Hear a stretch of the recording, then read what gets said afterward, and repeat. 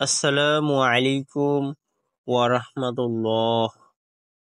আশা করি আল্লাহ রব্বুল আলামিনের অশেষ মেহেরবানিতে সকলেই ভালো আছেন। টয়লেটের প্রবেশের আগে ও পরের দোয়া আজকে জেনে নিব। প্রাকৃতিক প্রয়োজন তথা পায়খানা প্রস্রাব সারতে টয়লেটে যেতে হয়।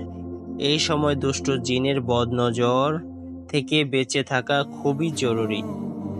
বিনা অসুবিধায় প্রয়োজন সম্পূর্ণ করার পর আল্লাহর কাছে শুকরিয়া ও ক্ষমা প্রার্থনা করতে দিক নির্দেশনা দিয়েছেন স্বয়ং নবীজি সাল্লাল্লাহু আলাইহি ওয়াসাল্লাম।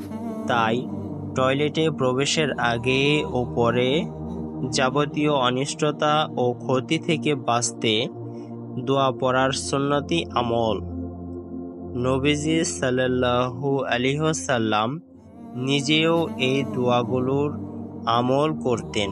টয়লেটে প্রবেশে আগের দোয়া হযরত আনাস রাদিয়াল্লাহু আনহু বর্ণনা করেন, নবী সাল্লাল্লাহু আলাইহি ওয়াসাল্লাম টয়লেটে প্রবেশের সময় বলতেন, আল্লাহুম্মা ইন্নী আউযু বিকা মিনাল খুবুসি ওয়াল খাবাইসি। অর্থ, হে আল্লাহ, নিশ্চয় আমি আপনার কাছে পুরুষ ও নারী শয়তানের অনিষ্ট তথা ক্ষতি থেকে আশ্রয় চাই। টয়লেট থেকে বের হওয়ার পর এই দোয়া পড়বেন। হযরত আয়েশা রাদিয়াল্লাহু আনহু বর্ণনা করেন, নবী করিম সাল্লাল্লাহু আলাইহি ওয়াসাল্লাম টয়লেট থেকে বের হওয়ার সময় বলতেন, গুফরানাকা আলহামদুলিল্লাহিল্লাযী আযহাবা আন্নিল আযা ওয়া আফানি। অর্থ, হে আল্লাহ, আপনার কাছে ক্ষমা চাই। সব সময় প্রশংসা ওই আল্লাহর জন্য, যিনি ক্ষতি ও কষ্টকর জিনিস থেকে আমাকে মুক্তি দিয়েছেন। সুতরাং মুমিন মুসলমানের উচিত টয়লেটে প্রবেশের আগে এবং টয়লেটে থেকে বের হওয়ার পরে হাদিসে উল্লেখিত দোয়ার মাধ্যমে দুষ্ট পুরুষ ও দুষ্ট নারী জিনের বদনজর থেকে হেফাজত থাকা, টয়লেটের পর কষ্টদায়ক অবস্থা থেকে মুক্ত হওয়ার কারণে মহান আল্লাহর কাছে ক্ষমা প্রার্থনা করা ও শুকরিয়া আদায় করা।